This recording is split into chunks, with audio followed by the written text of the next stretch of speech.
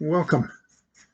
Welcome to Dr. Bob's Christian Counter-Terrorism Program. This one's going to be on asset management for the church, dealing with the church. And I'm going to try and go fast through this, but if I miss a point completely and you need to, don't hesitate to send me an email. Send me an email or some response, and I'll try my best to clarify it for you. Okay. But let's have a word of prayer. Father, thank you so much for the privilege of sharing these moments together as we look at the joyfulness of Christian counter-terrorism. And it truly is joyful, but we'll find that as we go through and dig into it deeper. But right now, Lord, guide us in Jesus' name. Amen. All right. Well, what I want to do is I want to cover several short programs that are intended really to help your church. Been in the ministry 60 years. Uh, I've been in small churches nearly all the time. And as I look back, I did not do the things that I'm going to tell you to do. I don't tell you to do them, but I'm going to suggest that you do them. And I think it'll bless your ministry if you do them. Okay, so with that kind of a uh, introduction comment, I guess, really. And I apologize for the quality of my presentations. Yeah, I'm getting better. Another 10 years, I'll probably be right on top. So hang in there with me. I love you a bunch, and I'm so very grateful for anybody that's watching. If you will, respond some way or another. It's free, of course, but if you have an urge to donate, don't slow down. Just do it, and we'll rejoice. Okay. But for sure, everything I'm going to share with you has no charge. Okay, well, let's see. We're going to try to help out the church. And what we're going to do here, I think, is I want to start off with a pastor. And I want to tell you, pastors, um, and I'm in the, my impression is that most of our Southern Baptist churches are a little bit small, and most of them are struggling. And so I'm looking at it from that standpoint. Now, if you're in one of the churches that's really booming and successful, you can take some of this with a grain of salt. But anyway, let's do that. Okay, I'm going to hurry. I'm going to try to hurry anyway. All right, so I want you to be encouraged, though, pastors. Be encouraged. And I know it sounds easy to say and hard to do, but I want you to think in terms of it's going to work. It's going to work. We're going to make progress. Jesus said, "I have a plan for you, plans for good, not evil." So as you move with that in mind, here's my first suggestion. You staff members, make a list, staff and members, make a list of all the things that you know that you could teach, that you could lead, that you could guide. So what does that mean? Well, uh, if you know how to play softball, okay, because you coach a softball team, do you know how to teach English as a second language? Do you know how to work with first graders? That's what I'm looking for. I want a list of talents and abilities. Okay, so these are topics that you know well enough to lead uh, at least an introduction, or if you can, advanced classes. So the school, preschool through, preschool through maybe third grade, fourth grade, fifth grade, they are needing to know how to write, how to read, and how to do arithmetic. And a lot of kids in our neighborhood, we've got some situations where the children are not educated, many of them not even attending school. And so when you couple that with the COVID problem uh, that separated them out of the classroom, and they're 2 or 3 years behind. Well, at least 2 years behind. Okay. And if it's continuing into this year, they're suffering. So these kids are suffering, but it's not just the kids, okay? It's the adults too. So we want to do something about your abilities to teach or guide, okay? All kinds of subjects. If you're a woodsman, you know how to set up a camp in the woods. Yeah, that sounds good. Make a list of those things and keep them really close by. Now, the second suggestion, find out the needs of the people. Now, what I'm talking about here, I'm talking about your personal needs. Like if you're a pastor, chances are good you're not paid enough. Okay? If you're a staff member, there's a possibility you're a bivocational. I don't want that. I don't want you to have to do that. You need to be able to focus on the ministry of your church. And it's hard to do that when you have to break away half the time and go, fix tires at the local tire station. You don't need that. You need to be able to focus. Well, you come back and say, well, we don't have enough money. Well, okay, we're going to deal with the money. But anyway, second suggestion then is find out the needs of your people, the management, your pastor staff, your teachers. Find out what their needs are and see what they need. Maybe they need more income. Yes, most times that's going to be one of the first issues. So you got money management we need to be concerned with. What about career guidance? Maybe there's some of that too.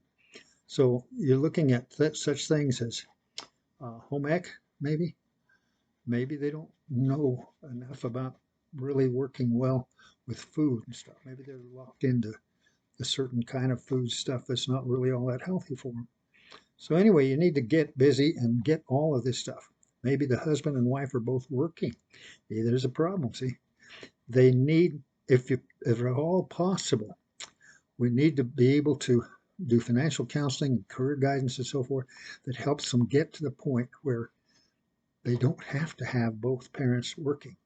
One parent can be with the children, raising the children, taking good care of them. Okay, so it's easy to say, it's hard to do. Yeah, I understand that. What about marriage counseling? Okay, all right. So anyway, third suggestion. Here we go. Make a list of assets that God has placed at your church. Okay, this is a hard one. I'm going to try and make it easy for you, but it is a hard one. You need to list all the facilities, the buildings, the furnishings, list the piano, the organ, uh, instruments, list everything you can think of. The kitchen. Uh, I'll tell you another one that's really a big asset, and that's the fact that you've got a cook, or you've got a church secretary, or you've got a music director. Those are commodities in a sense. So I want you to make a list of what God has put in your church. And it's wonderful. It'll brighten your day when you see what kind of abilities and talents that you've got, uh, and you need to know that they're there. Okay. Now here's a fourth suggestion: estimate the value of the items. Figure out the annual salaries of your members. Say you got a member that's a banker, a lawyer, some kind of a professional person. Estimate their salary. And here's what I'm looking for. I'm looking for you to understand that you have access to incredible understanding, incredible knowledge of these professional people. They're not going to come in and spend 8 hours a day working for your church, no. But they will spend an hour sitting with you, giving counsel on whatever their skill level is, and it's precious. That is a commodity in your church package. So you want to do this. Look at the annual salaries of the members. Understand that they're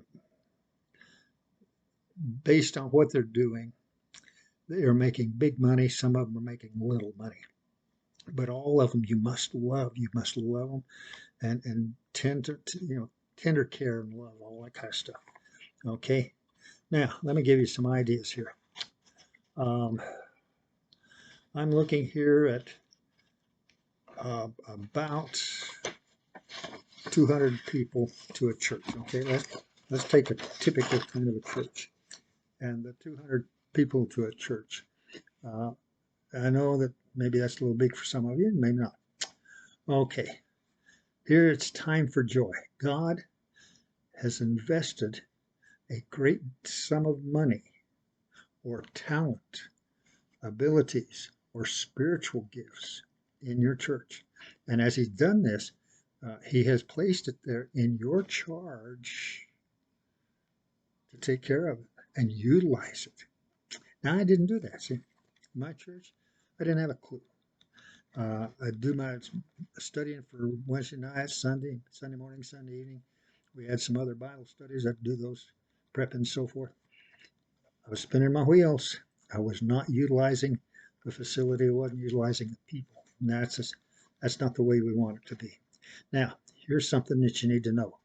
What about God?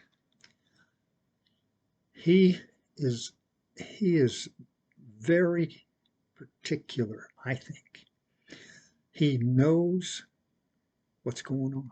He knows the number of stars. He knows the number of hairs on your head. He knows the birds that fall out of the sky. He knows the count of everything under the sun and then some, of course. So the Lord is very, very detailed oriented. And so that's a good thing for us to bear in mind. So if we have Christ, we've got his spirit, we've got our own angel, all watching over us. Do you suppose that God knows about your church? I think he does. Now let me tell you this. Jesus said, 6 days shalt thou labor. On the seventh you rest. What does that mean? I say, this is Bob, okay? I say it means 6 days, 8 hours a day, 48 hours a week. Now, what of doing what? Okay. Well, I'm going to suggest that we rearrange your tasks, the things that you do. But 6 hours a day, 6 days a week, 8 hours a day, 48 hours a week. Bottom line, count the number of hours per week that each main part of the facility that you've got. You've got people, talents, facility, structures, all that stuff. You got the whole package. Count the number of hours every week that you have at least 50% occupancy or usage of that. So what about your church kitchen? I'm saying I want you to count the number of hours that kitchen is in use. If there's a wedding, maybe that kicks in a little bit. If there's a funeral, maybe there's kicks in a little bit more use of the kitchen. But it's an asset, and the person that knows how to cook in there, whoever's your cooking director, they're an asset. And I want you to have a dollar value, even though that sounds crass. Business in the church doesn't it? Yes, it does. And I'll tell you this, the Lord knows exactly to the penny what's going on. So you're going to have to be able to deal with that. And as you deal with that, the way you deal with it is you figure out how can we utilize the church kitchen 48 hours a week, 6 days a week, 8 hours a day. You can. You bet you can. And so we'll be working on some of those things later on. But for right now, think about the classrooms. 50% occupancy of the classrooms. Never happened in my churches. Never, ever. We have Sunday morning, Sunday school, maybe training union in a couple of the classrooms. That's it. That's it. The rest of the week, empty, empty. Bad news, Bob, bad news. So think about your dining room. Think about the organ. You got an expensive organ in there. You got a piano, maybe 3 or 4. Who knows? But you got these instruments are valuable and they're not being used. So I'm saying think of ways to utilize those. And the ways to do it, offer free lessons. Well, I'll talk about that in a minute, a little bit more. You got a parking lot out there. I'm going to give you some prices on some of these things here, what they're typically going to be worth. You got an outside lawn. Also, count the number of hours donated by members. That's a biggie too. Those hours that are donated by your members have some value of some sort. So let's say one of your members or 2 or 3 of your members come in and they do maintenance work at the church. Count that maintenance time. Figure out what it costs if you had to hire that maintenance. The Lord gave it to you. You say, well, I don't need to count that if the Lord gave it. No, no, no. You're giving credit. You're getting credit for utilizing those assets. So I want you to think in terms of how many hours a week are we getting 50% usage of whatever. You've got a band, those instruments need to be working. Okay, so anyway, here we go. Let's see, how am I doing on time? I don't want to go too far time-wise. Golly. Okay, I'm going to go quick. Keys to growth, fix your members first. Pastor has to be better paid. Staff has to be full-time. Pastor, don't you dare let your wife be an unpaid free volunteer. She can help, yes, but she's got obligations in the family, and then she's got obligations to you, and those are to support and encourage you, but not to come in and work. Now, I know there are many times, well, that's just not even go there because I was so guilty. Now, what you're going to do, you're going to figure out what you can offer to fix the people's needs in your church. Then you're going to figure out what the needs are in the neighborhood. And that takes a survey. And the way to do it is not going door to door. You know, we want you to come to our church. That's okay. That's okay. That's not the best way. My suggestion, the best way is you offer classes, lessons, free music lessons, free voice lessons. Let them practice on the organ. Let them practice on the pianos. Let them come in and learn how to do this or how to do that. Because you've got people with talent who are going to spend an hour, maybe 2 hours a week teaching some classes. They're going to learn how to read. They're going to learn how to write. Get that sort of thing going. But here's the catch. Make sure they get it in the church. Make sure they have a parent. If it's a child, has to have a parent with them.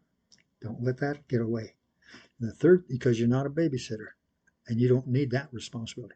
So what you want is you want them to come to the church, free lessons on whatever it is, free food. Put that kitchen to work and have free food, free snacks every day. There's kids out there, there's families out there who are hungry. And that's part of your ministry. So get them to come to the church. You can do some to the home, but that's really a touchy one.